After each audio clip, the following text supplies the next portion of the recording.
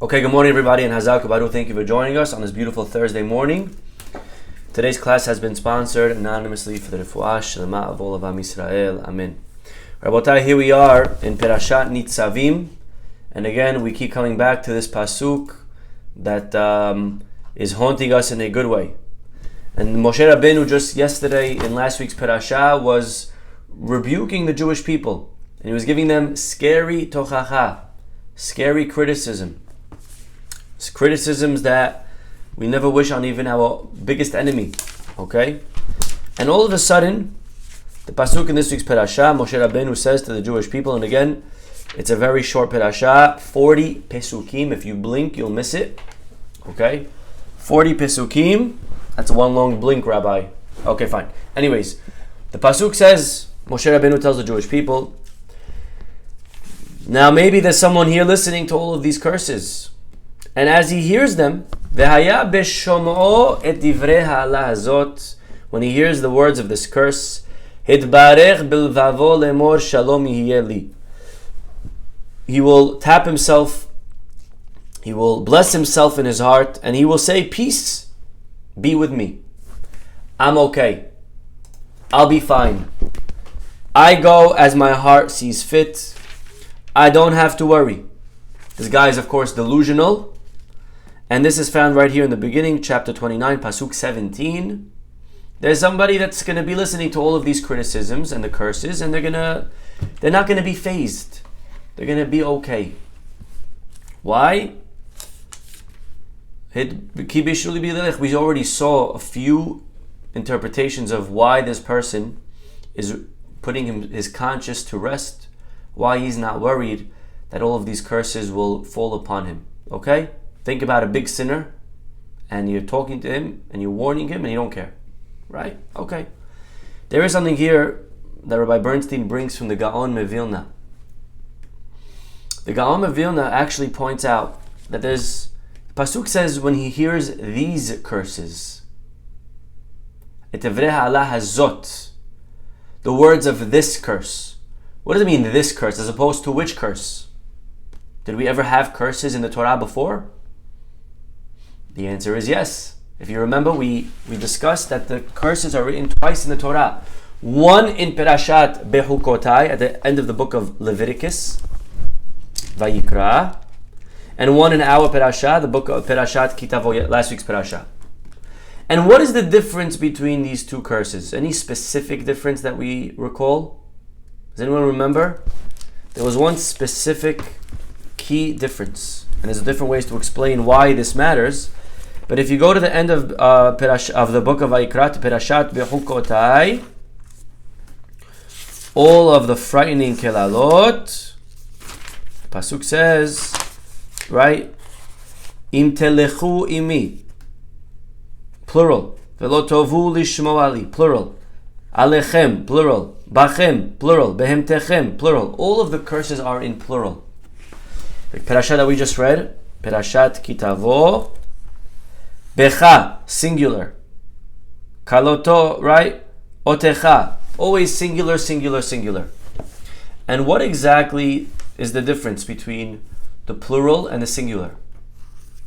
The curses in the book of Vayikra are in the plural form. The ones in last week's Parashah are in the singular form.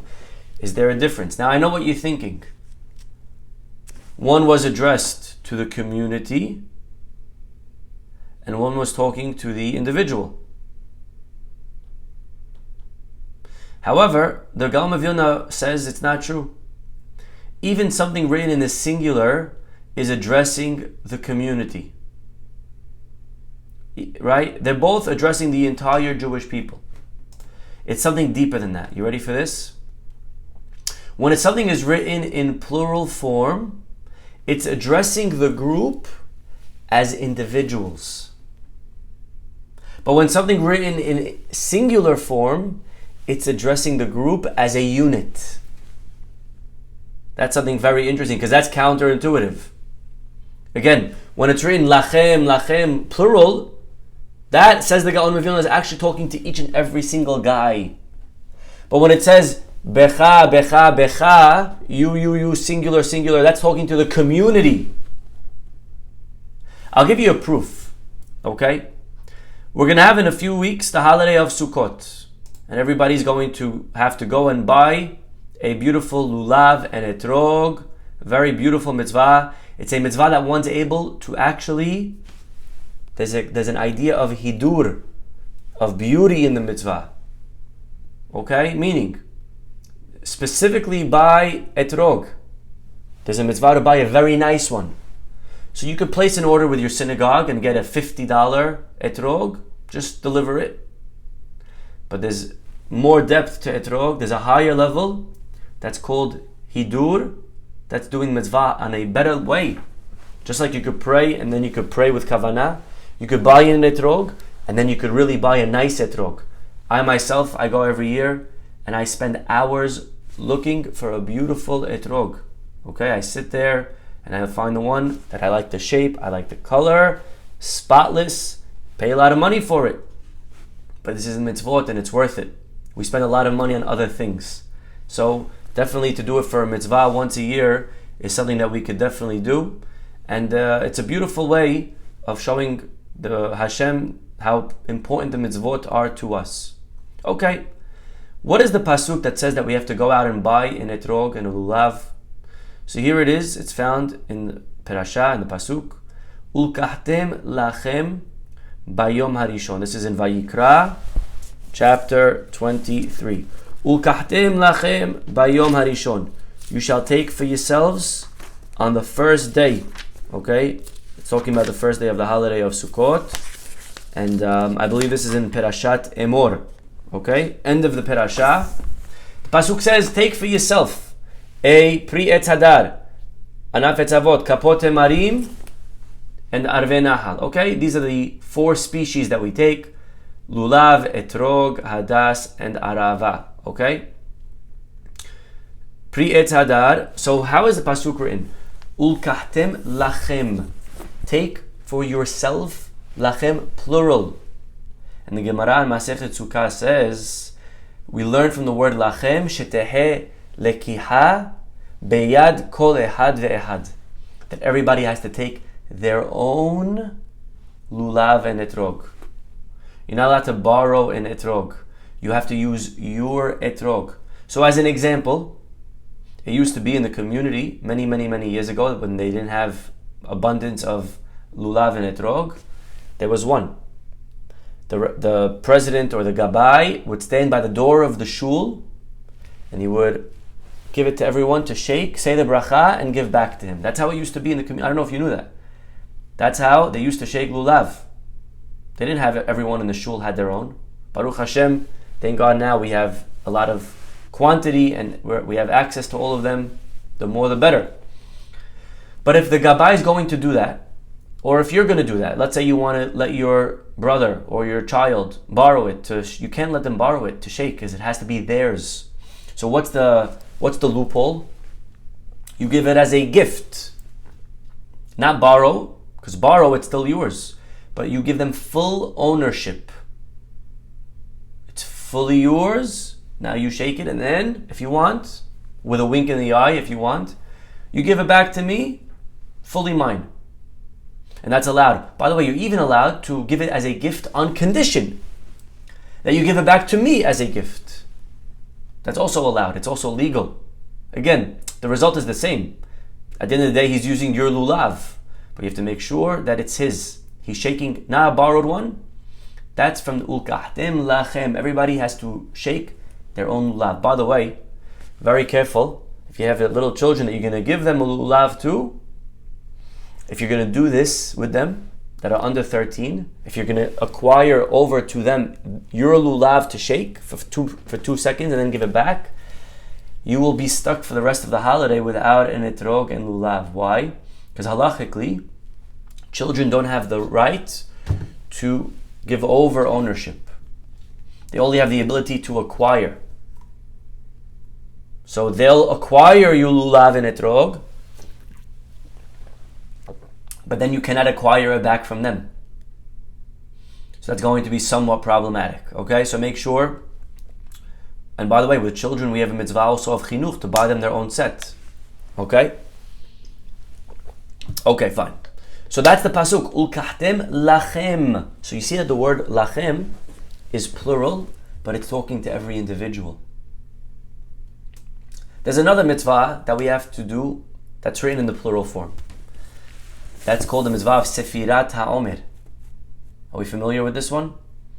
Every year, between Pesach and Shavuot, we count 49 days. The pasuk says, Usfartem lachem. You shall count 49 days. 7 weeks, 7 times, right? 7 days, 7 times, 7 weeks. So, Usfartem lachem. You should count for yourselves. And that's written in plural. But, again, the Gemara says it applies to every individual. How interesting that there is another pasuk that's written to the singular. Not usfartem lachem, but it says vesafarta lecha. There is another pasuk that says that you shall count, and it's written singular. And actually, this is the mitzvah of counting the Yovel, to the Yovel. Just like we have a mitzvah every year to count to Shavuot, this mitzvah is not known because we don't do it really. There's a mitzvah to count Shemitahs. Okay, this is the first cycle of Shemitah. This is the second cycle of Shemitah. This is the third cycle of Shemitah. Right? This is year 3 of the 4th cycle. So we're supposed to count 49 years till we get to Yovel. Just like we count 49 days till we get to Shavuot. Okay? And there is a lot of Torah connecting the two, but not for now. But over there it's written, Vesafarta lecha. When was the last time anyone here ever counted to the Shemitah, Yovel? Anyone did that ever? I hope not, right? Because you're not supposed to. Why not? It's written in the singular, Vesafarta lecha. But you see, when it's written in singular, it's actually talking to the community at large. It's talking to the Beit Din, the Supreme Court, when we had one, the Sanhedrin. They did this mitzvah, they counted. So you see that when something's actually written in singular, it's not talking to you as an individual per se, it's talking to the community at large. When something's written in plural, it's talking to the singular. That's a beautiful observation. Now, again, it's not so simple what we just said, because there are pesukim, there are commentaries that will explain certain verses the opposite. So I don't want to confuse you, but I'll just give you one example that Rabbi Bernstein brings. We say every day in the Shema. We say Shema. Shema is 3 paragraphs. The first paragraph is taken from Perashat Va'et Hanan. The second paragraph is taken from Perashat Ekev.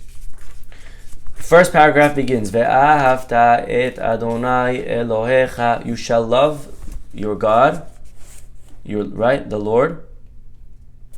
Bechol levavecha, with all your heart. Bechol nafshecha, with all your soul. Bechol me'odecha, with all of your money. Okay? The person has to be willing to give up all of their money for Hashem, all of their life for Hashem, and with all your heart. Okay? The next paragraph, le'ahava, same word, to love, et Hashem Elokechem. But here it's written not Elokecha, but Elokechem. So if you notice, the first paragraph of Shema is written singular. The second paragraph of Shema is the plural form. Im shamoa tishme'u. Etchem. Elokechem. Nafshechem. Okay, the whole thing is in plural. And there's a lot to say on this, but just in one thought, Rashi says that commenting on the second pasuk, on the second paragraph, when it says Bechol levavchem, Rashi says, well, it can't be talking to the community, because it already said to love Hashem Bechol levavecha u'bechol nafshecha. Rather, that was talking to the individual, and ours is talking to the entire community. So you see, Rashi understands that the singular is talking to the singular, the individual, and the plural is talking to the plural. So that's a little bit different than like we just saw. There are a few more examples, and Rabbi Bernstein explains that you have to really look at the context to understand which one is right. Sometimes the context helps give direction to understand whether it's talking to the individual or to the community. But let's just, again, come back for a minute to our perasha. What does it have to do with us? Again, let's just go back. I think we lost ourselves for a second. We are talking about the curses. And the curses in Bechukotai are written in plural. The curses in our perasha Kitavo that we just read are written in singular. Says the Gaon Mevilna, the curses back in Bechukotai are talking to every single individual. The curses that we just read, which are in plural, which are in singular, are actually talking to the community.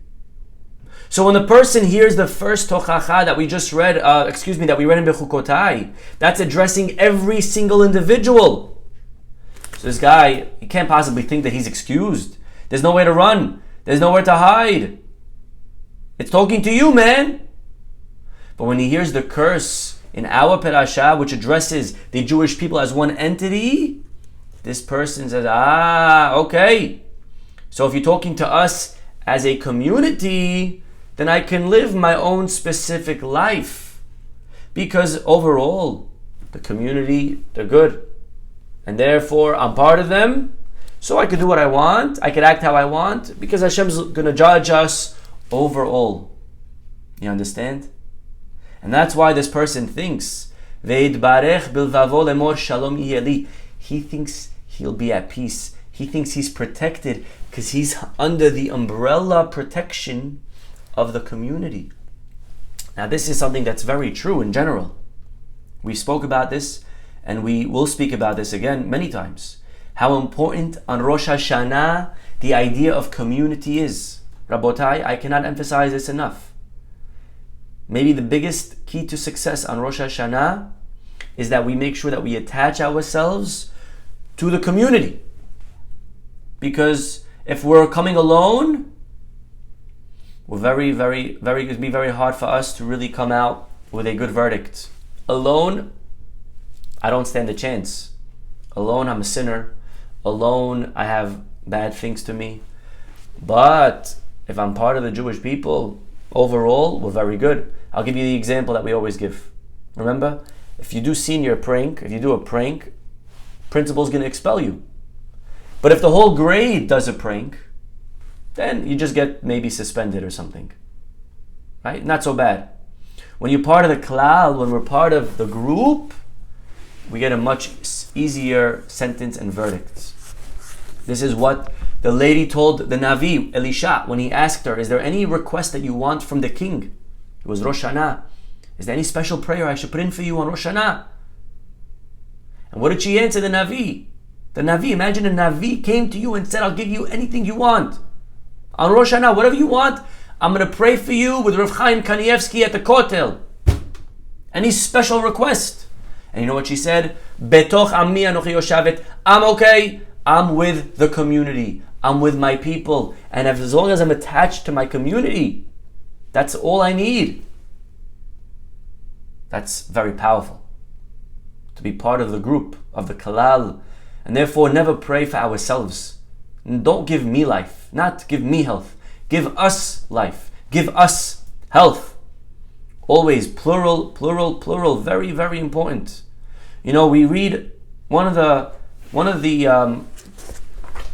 chapters in Tehillim discusses the 4 people that have to say Birchat HaGomel. Are we familiar with this blessing? HaGomel? Anyone here ever say HaGomel?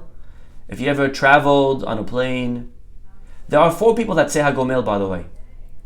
We're most familiar with the airplane one. But really, HaGomel is 4 types of people, and you could spell it out with the acronym Hayim. Hayim is life. Hayim, Het, Yod, Yod, Mem. It stands for, number 1, Het is Havush. That's captured. Somebody who was in jail. If he's freed, he says HaGomel. Next is Yud, Yam. Someone who's overseas says HaGomel. That's why when we fly, because we went over the ocean. The next Yud is Yisurin. That's in bed. Anyone that was sick. Person had corona. Person was in bed for a couple of days. The flu, doesn't matter. You come out, you say HaGomel. If you were really sick in bed, that you were bedridden. And finally, Mem is Midbar. Okay? So Het, Yud, Mem. And there's a chapter in Tehillim that we read every Pesach actually, that goes through the four. And one of them is Yordei Hayam Ba'oniyot, those who go out to sea in their ships. Okay, or if you had Hurricane Ida yesterday, you were also maybe riding your canoe around, if you saw that video, right? On Ocean Parkway. So, Yordei Hayam Ba'oniyot, anybody that was yesterday on a ship or whatever, all of these sailors, the Pasuk says in Tehillim, they cry out to Hashem. And they scream, Hashem, help us! And they were saved, and then they say a big, big thank you to Hashem. Beautiful. However, the Gemara in Rosh Hashanah says, you ready for this? The Gemara says that these sailors could only pray if there wasn't a verdict. Because if there was a verdict, then individuals cannot remove a verdict. You understand? When there's a gezerah, it's an interesting question. You ready for the question? When there's a decree from Shamayim, could we remove and pray to undo the decree? Let's say Hashem gave us a decree on Yom Kippur. Could we undo it? So the Gemara says it depends. Alone, no.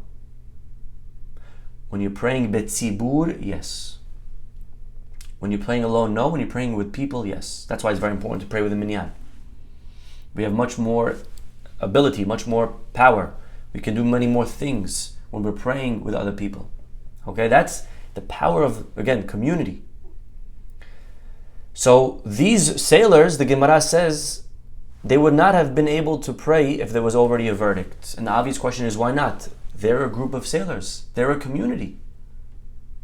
The Gemara says, the famous line, Keyehidim damu. They're like individuals. Yes, they are many sailors, but they're like individuals. What does that mean? Rabbi Bernstein, in his book of Teshuvah on Rosh Hashanah, he writes, they are like individuals because each one is praying for themselves.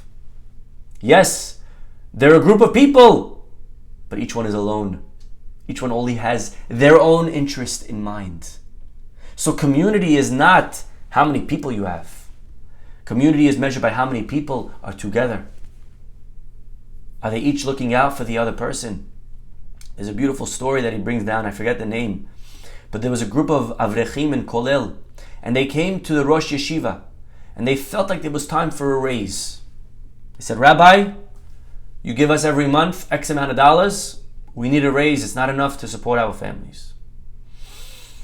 And the rabbi heard them, and he empathized with them, and he said, I'm sorry, but right now the budget, we have other things that we need to pay for. We can't squeeze a raise into the budget right now. And they fought back, and they said, Rabbi, we need it. And he fought back. And finally they said to him, you ready for this? Look at the, I don't know if you should call it chutzpah, audacity, I don't know, but they said back, they said, Rabbi, you're overruled. You're outnumbered. Rabim and the Yachid, halacha kerabim. When there's many versus one, the halacha goes like the many. You're one rabbi, we're many people, and therefore we win. Give us a raise. And without batting an eyelash, the rabbi answered right back, actually, the halacha is like me. Because yes, you may be many, but each of you is concerned for yourselves. I am the one representing the entire community. I have everyone's interest in mind. Unbelievable. So sometimes you could be many but few, and sometimes you could be few but many. And so these sailors that they go out to sea, they're praying, but each one's only praying for himself. So it's not about are you praying with a minyan or are you praying alone. It's more about what is your mind, what's your mentality, where's your focus, what's your interest. At our hearts of hearts, are we only concerned for ourselves? Then you could be a million people, but ultimately you're an individual.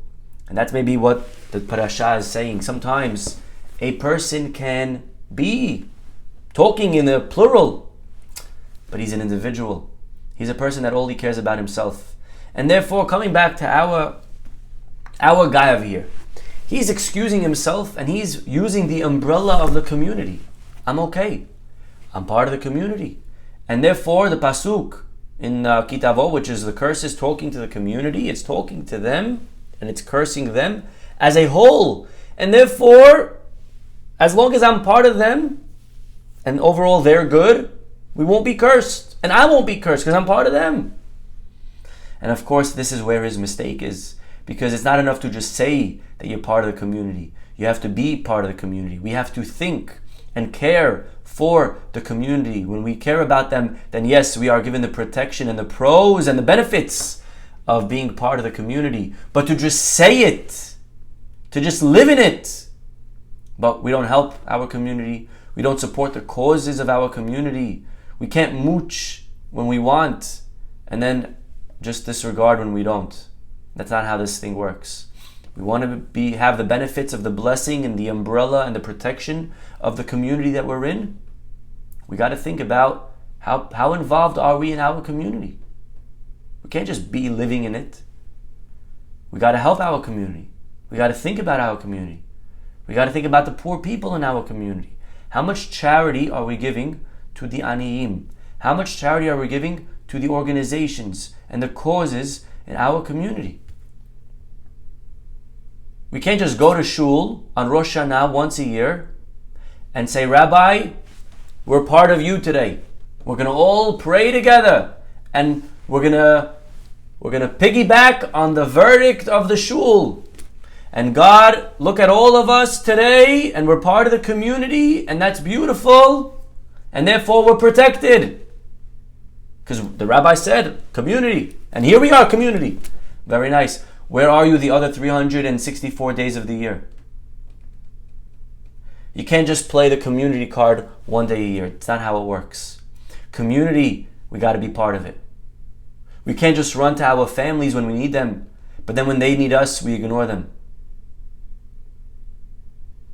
We have to be there we have to be supporting them in whatever sense of the word, financially, emotionally, physically, right? We have to be providing, and therefore that is something that's, I think, a very important, valuable lesson right here.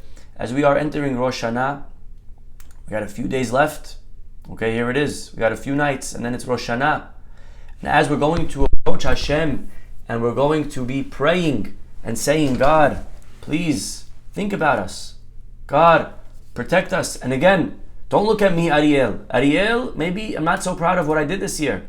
But look at the community that I'm in. We have a beautiful Bet Knesset with people coming to classes every day, every night, Shabbat, Chesed, Tzedakah. So God, please look at me, Ariel, part of the Safra community in here in Manhattan. I could only say that if I'm part of the community all the time, if I'm giving to the community from my time, from my ideas, from my money, from whatever talents and whatever way I can, then yes, God will look down at me and judge me part of that community. But to come once a year, that's not really a community. That's keyehidim damu. You're really an individual trying to sneak under the umbrella of the crowd. That's not going to fly. That's not going to work. On Rosh Hashanah, and we'll end with this thought, there's a phrase that we say again and again and again in the Amidah. What's the repeated word? Anyone know what I'm talking about? There's one word that repeats itself in the Amidah of Rosh Hashanah constantly. Ubchen. Ubchen. Right? Ten pa'techa, right? Ubchen, ten kavod amecha. Ubchen. Ubchen, ubchen. And with this, God, please give, etc. We say it 4 or 5 times in each and every Amidah. It always begins with those words. Rabbi Bernstein says Ubchen actually is a word that we find in Megillat Esther. Right when she was about to go pray to the king to remove Haman's decree, she says Ubchen avo el hamelech.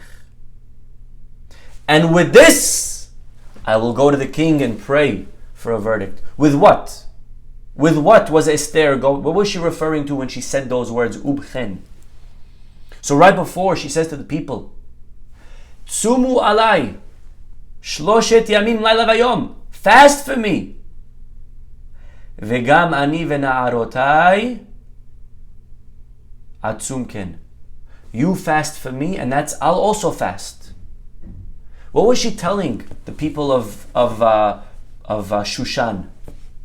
She was telling them, right now, you guys are very worried. There's a decree that's going to kill every single one of you in 11 months from now.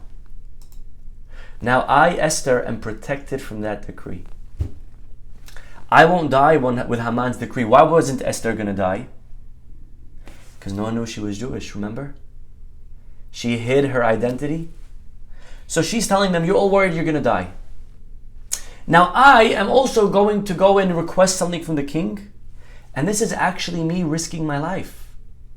Because anyone that goes uninvited is going to get killed. So you worry you're going to die because of the decree of Haman. I'm worried I'm going to die because I'm going into the king uninvited. And she tells the Jewish people, and here's the trick. Tsumu alai shloshet yamim laila vayom. Fast for 3 days, but not for you. Fast for me. I know you're all worried you're going to die. But find within yourself a little piece of you that's able to think about a Jew that's not someone that you really are close to. Think about someone else. Think about someone outside of yourself, outside of your friend group, outside of your circle. Fast not for your life, fast for my life. Vegam ani vena'arotai, and I as well. The really thing only in my mind right now is, God, I hope I don't die.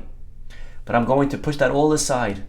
And I'm going to find a little piece of me that's going to be able to actually empathize and be concerned for your safety.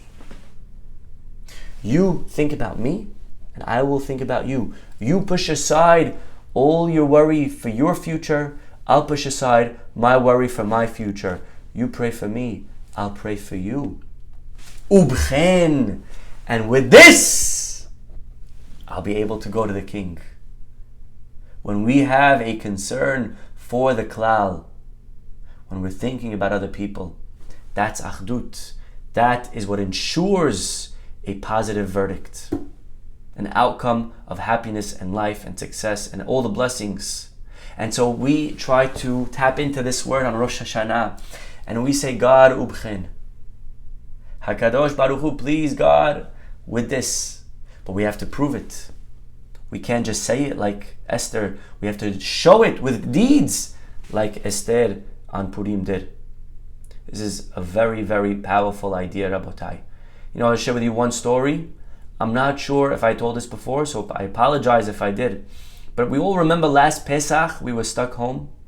Not the one that passed. 2 Pesachs ago. It was the height of Corona, and everyone was advised to be alone for Pesach. Parents ended up doing the Seder. Some elderly parents that were empty nesters had it all alone. I remember I had a Seder with my immediate family, just my wife and my kids, and no one else. My parents were alone. My in-laws were alone. Everybody was alone. That was, remember 2 years ago? I think we all remember that. Really, the way the Torah says it, every mishpacha, every family to themselves. You didn't have cousins. We didn't have even kids over. No one from outside of our homes came over except for the immediate house. And there's an amazing story. Last year in Lakewood, when this was happening, there was a lady. She lived in Lakewood. Her husband passed away. She was elderly. She lived alone. And she was going to have to eat the Seder by herself. By herself, could you imagine? Well, her neighbors knock on the door and they say, listen, they call her, they say, listen, we live right next door. The only thing separating us is a garden. So why don't we could push our dining room table into our living room, right by the window that's facing your window of your dining room, and we could open our windows. We have 6 feet, and we'll say the Sedarim, and we'll have the Seder together. She said, what? You'll do that for me? You really? He's like, of course, yeah. Why should you be alone? We'll do it. Okay. The Shabbat right before Pesach, that's called Shabbat Hagadol. Well, we'll have a trial run just to see if anything that we didn't think about. They had a trial run Shabbat. They pushed their table to the living room. They opened their windows. They had a beautiful Shabbat together, and all is well, ready to go. Comes Pesach. They come Erev Pesach. They knock on the door. They place a plate of all the simanim, all of the goodies, all of the items for the Seder, and they have the entire Seder Leil Pesach going till 1 a.m. Beautiful. They sang and they discussed, and she felt like she was part of the family. Well, 1 a.m. her door, someone's knocking on her door. She hears a knock. She gets up. She opens the door, and it's her family, her children. They walked from their house down the block, 20 minutes over, whatever, and they came just to see from outside. They didn't walk in. They just came to see, how was your Seder? How are you feeling? And she says, amazing. I had the most beautiful Seder. And her son was shocked. Most beautiful Seder by yourself? How beautiful could it be? She says, no, honey, you don't know what happened. And she tells him the whole story. The neighbor, he knocked on the door. He gave me a ke'ara. We did it together. I pushed my table. We had a beautiful, beautiful Seder together. And the son says, wow, Mom, that's really nice. And she says, and honey, did you know? They're also German like us. They're Yekish. They're German. They did all of the tunes like we do. They sang the songs like we do. I didn't know. I'm living next to them for a year already. I never knew they were German. How beautiful. They sang Adon Olam and all the things, our tunes, Chad Gadya, like us. It was so, so beautiful. And her son starts laughing. And the mom says, what's so funny? And the son says, listen, Mom, I wasn't going to tell you, but a few days ago, the neighbor called me up and he asked me to send him a recording of all of the tunes of Pesach according to the German custom. They're not German, Mom, but they wanted to do the tunes like you so that you would feel comfortable. That, Rabotai, is what it means to think about the klal. That's what it means, ubchen. That's what it means to be part of the community, not to just say it. This individual, you could say all day long that you're part of the community, but your actions, you don't live with the community, you don't act like the community, you're never part of them, you don't care about them. You can't now just come when it's convenient and stick your head under the umbrella for protection. Community is true, but it's true the entire year. It's true always. With this, we be zocheh to think about our friends, to think about those around us, our neighbors, even those that are not our friends. And if we can find it in ourselves to be concerned for all of those around us, we'll be zocheh to be able to come in ubchen with this prayer of Esther, with this prayer of Rosh Hashanah, and we'll be zocheh to a beautiful verdict, a ketiva v'chatima to all of us. We'll stop over here. Just a quick reminder, everybody. We have tonight in the synagogue a beautiful Get Into the Zone Rosh Hashanah event. We'll be discussing the idea of the shofar. So if you can make it, it's not going to be zoomed. It's just going to be in person. We're going to discuss the shofar. You think about the shofar. The only mitzvah of the day is to blow shofar. Nothing else is commanded. Not the honey, not the singing, nothing else. The only thing that you have to do is blow shofar. And the question is, why is shofar the key to a positive Rosh Hashanah? And we're going to discuss that tonight in the synagogue.